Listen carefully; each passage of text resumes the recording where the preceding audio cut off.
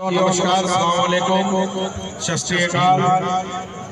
हमारे बीच में कोई सीनियर लीडर भी नहीं आए हैं, लेकिन मैं समझता हूँ कि जो यहाँ पे 30-40 सालों से कांग्रेस का झंडा उठा रहा है, कांग्रेस के लिए मेहनत कर रहा है, मैं उन्हीं को लीडर समझता हूँ।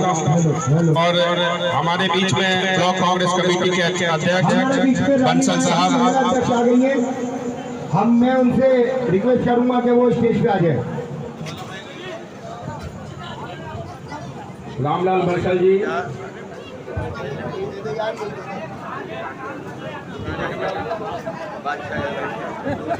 Hello hello hello hello, Ramlal Bansal ji, Bhajani ji, साफिर Mastan साहब। जिंदगी से जुड़ी हुई जो कॉर्पोरेशन का चुनाव होता है, जैसे गांव में आप इस बार मुखिया, जैसे गांव में आप लोग जाकर, आवाज आ रही है, गांव में दोनों का चुनाव था और आप लोग दिल्ली से चल के वहां जाकर वोट डाला। दिल्ली में जाके वोट, गांव में जाके वोट डाला, दिल्ली से जाके हर आदमी को एक उत्सुकता थी, एक खुशी थी कि अपने मुखिया को जिसको आप चाहते हैं वहां जाके वोट डालेंगे।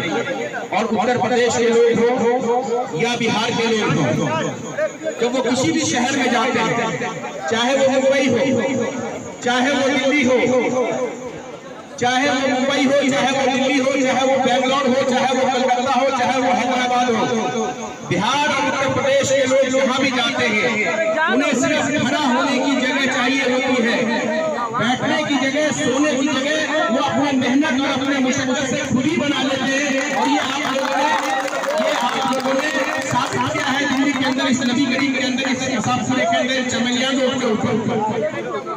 साथियों, मैं भी बिहार से आता हूँ, 2 बार मुझे चुनाव लड़ने का मौका मिला दिल्ली से।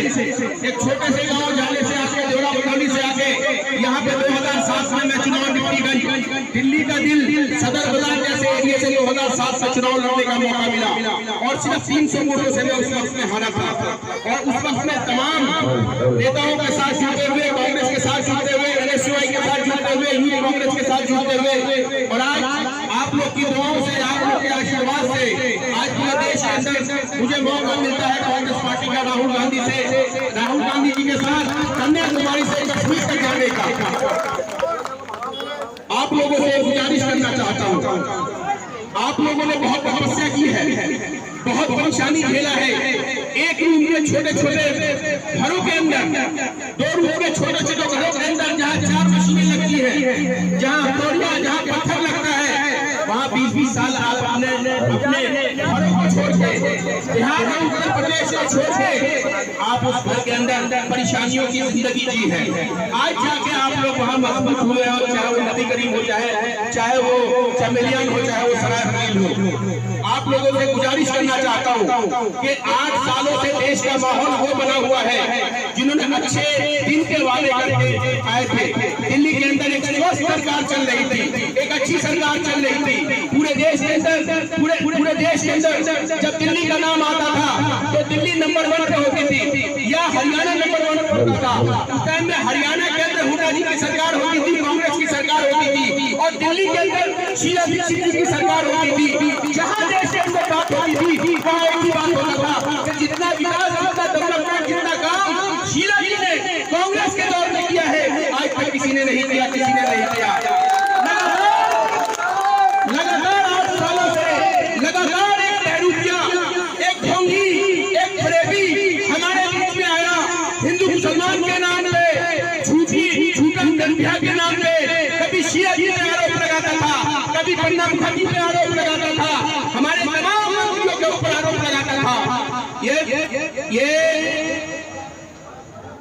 ये जब आया तो बड़े बड़े वादे करके दिल्ली के अंदर बिजली फ्री दे दूंगा, पानी फ्री दे दूंगा। आके क्या करता है ये, इसने मोदी से बराबर रुपया है। ये आने के बाद क्या किया कोरोना के अंदर, आपको मालूम है, जो पूरी दुनिया से जमात में जो मरकज पे लोग आते थे, उस पर ताला लगवाने का काम किसने किया? आप बोलो, किसने किया? FIR करने का काम किसने किया?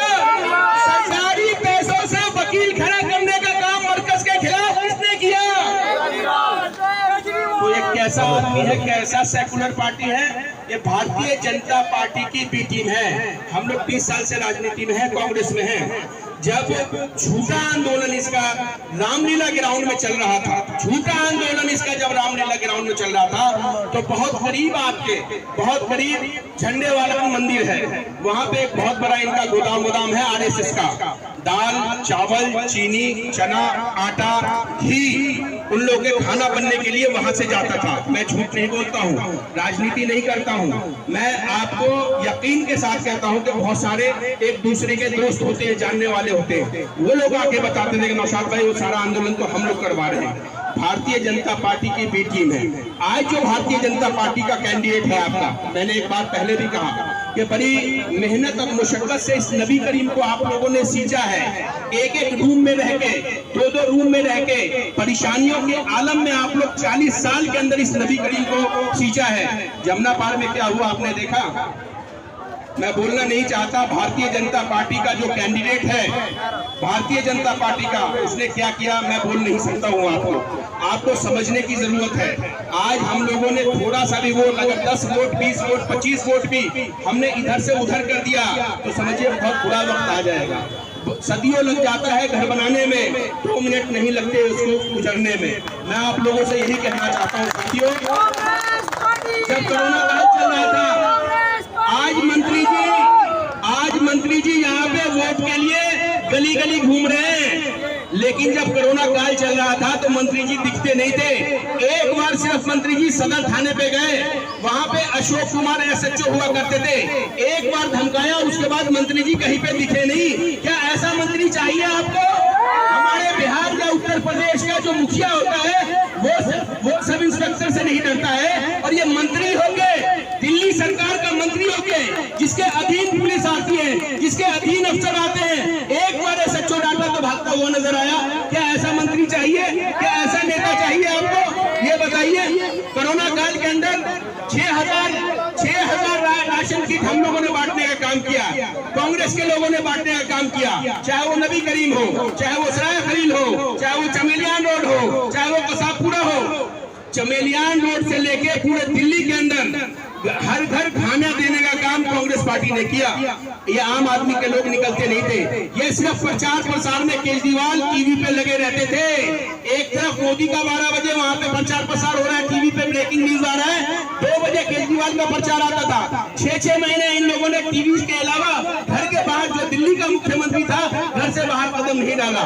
सिर्फ और सिर्फ हिंदू मुस्लिम करने का काम करता है आज तक केजरीवाल। अभी शादियों का सीजन चल रहा है, बहुत अहम बात बता रहा हूँ मैं आपको। शीला जी थी, शाम को 5 बजे निकलती थी। मेरी बात सुनिए, मैं उन लोगों के साथ रहा हूँ इसलिए बता रहा हूँ। जब इस चीज का तजुर्बा होता है, जब उस काम को करते हैं, 5 बजे शीला जी निकलती थी, और वो बदरपुर से लेके और नरेला तक, और नरेला से लेके चांदनी चौक तक, चांदनी चौक से लेके नजफगढ़ तक 5 बजे जब निकलती थी तो 12 बजे घर में घुसती थी। चाहे वो हिंदू की शादी हो, चाहे मुसलमान की शादी हो, चाहे किसी दलित की शादी हो, चाहे किसी बड़े लोग की शादी हो, चाहे किसी वर्कर की शादी हो। आज केजरीवाल किसी भी मुस्लिम के शादी में नहीं जाता। मैं बता रहा हूँ, आप उसकी सोच, उसकी गंदी सोच को समझिए। कभी आज वो कहता है नोटों पे लक्ष्मी का फोटो लगा दीजिए, गणेश का फोटो लगा दीजिए। क्या मैं कहता हूँ, बहुत सारे धर्म के लोग रहते हैं यहाँ, हमारे मुस्लिम भी रहते हैं, हमारे हिंदू भी रहते हैं, हमारे बौद्ध धर्म के लोग भी रहते हैं, हमारे सिख लोग भी रहते हैं। क्या तमाम लोगों को ये चीज मंजूर होगा? मुझे ये बताइए। सारा शोषा जो है ना ये छोड़ता है, सारा शोषा ये छोड़ता है।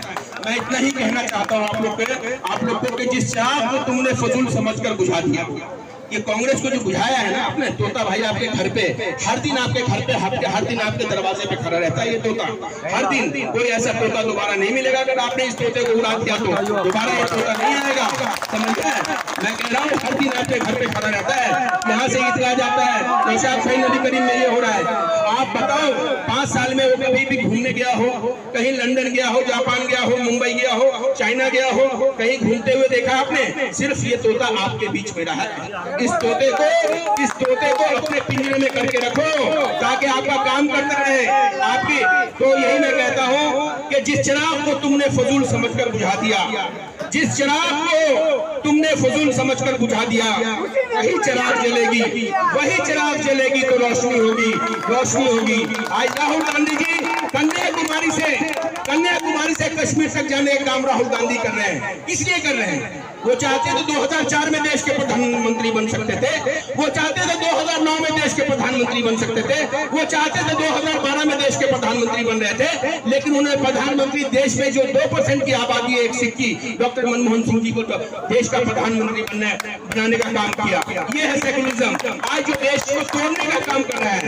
आज 8 सालों से भारतीय जनता पार्टी जो नफरत फैला रखी है, कभी लव जिहाद के नाम पे, कभी ट्रिपल तलाक के नाम पे, कभी हिंदू मुसलमान के नाम पे, कभी 370 के नाम पे, कभी सुशांत सिन्हा के नाम पे, कभी जो अभी पारसी एक पकड़ा गया है जो एक लड़की के मर्डर के अंदर, मैं कहता हूं उस लड़के को फांसी दी जाए, लेकिन एक प्रोपेगेंडा करके, एक पूरा प्लान करके, एक स्क्रिप्ट बना के वो चैनलों पे चलाया जाता है 10 दिनों 20 दिनों तक, और ये जब तक चलता रहेगा जब तक गुजरात का चुनाव, जो गुजरात के अंदर वोटिंग नहीं हो जाती। मुसलमानों को बदनाम करने का काम भारतीय जनता पार्टी करती है, मुसलमानों को नफरत करने का काम भारतीय जनता पार्टी करती है। मैं आप लोगों से गुजारिश करना चाहता हूँ, बहुत सारे लोग आएंगे, बहुत सारे लोग आएंगे, आपको पैसे का भी लालच देंगे, आपको मंत्री कहेगा आप तो मेरे भाई हो, आप उस वक्त में कहो कि कोरोना के वक्त में कहाँ थे आप मेरे भाई? कोरोना के वक्त में पल्ली इमरान के घर के ना मंत्रालय के घर के अंदर बैठे हुए थे, कोरोना के वक्त में नौशाद हमारे बीच में था, कोरोना के वक्त में बंसल हमारे बीच में था, कोरोना के वक्त में तोता हमारे बीच में था, इसलिए हम तोता को और सिर्फ तोता को वोट देंगे। ये बात करनी है। आप लोग जोरदार ताली बजाएं।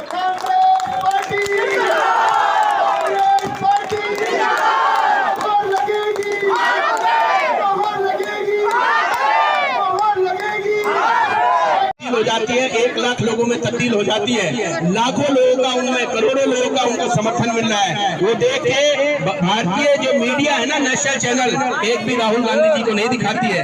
मेरी आपसे रिक्वेस्ट है कि आप तमाम लोगों के पास फेसबुक होगा, तमाम लोगों के पास व्हाट्सएप होगा, तमाम लोगों के पास इंस्टाग्राम होगा, तमाम लोगों के पास ट्विटर होगा, आप लोग राहुल गांधी जी के भारत जोड़ो यात्रा को शेयर कीजिए और लोगों को बताइए कि ये देश के लिए लड़ रहा है, आपके लिए, हमारे मुस्तकबिल के लिए, देश की एकता के लिए, देश को जोड़ने का काम राहुल गांधी कर रहा है। आप लोगों से एक शेर कह के अपनी बात को खत्म करूंगा। 2 शेर कहता हूं कि हक के शहदाई है, बातिल को कुचल डालेंगे। हक के शहदाई है, बातिल उस गंदी हवा का नाम है। भारतीय जनता पार्टी कह दो या आम आदमी पार्टी कह दो कि हक के शहदाई है, बातिल को कुचल डालेंगे। गर्दिशे वक्त भी आया तो मसल डालेंगे। और ये जो नौजवान पे खड़े हैं ना, हम नौजवानों ने जिस दौर को चाहा है बदल डाला है, जिस दौर को चाहेंगे बदल डालेंगे। और एक लास्ट शेर और है कि 100 आफतों के बाद भी हम मुस्कुराए हैं। 100 आफत तो हम लोग जो है ना, बिहार और उत्तर प्रदेश के लोग आके बहुत तपस्या करते हैं, मैं बार बार कहता हूँ, बहुत संघर्ष करते हैं, 1 रूम में 2 रूम में रहते हैं और उसके बाद अपनी जगह बनाते हैं, अपने बच्चों को पढ़ाते हैं, अपने बच्चों को लालटेन में पढ़ाते हैं हम लोग। और हमारे बच्चे इंजीनियर, प्रोफेसर, डॉक्टर, आज हर घर से एक डॉक्टर आपको मिलेगा, हर घर से एक इंजीनियर बिहार के और उत्तर प्रदेश के यहाँ से कहेगा कि 100 आफतों के बाद भी हम मुस्कुराए हैं। जो आप पे आफत बीतती है उसके बारे में बोल रहा हूँ कि 100 आफतों के बाद भी हम मुस्कुराए हैं। आंधी चली है तो हमने भी तूफान उठाए हैं और हिम्मत की दाद देती है दुनिया अभी तक। वफा के दिए हमने हवा में भी जलाए हैं, हवा में भी जलाए हैं। धन्यवाद। जय हिंद।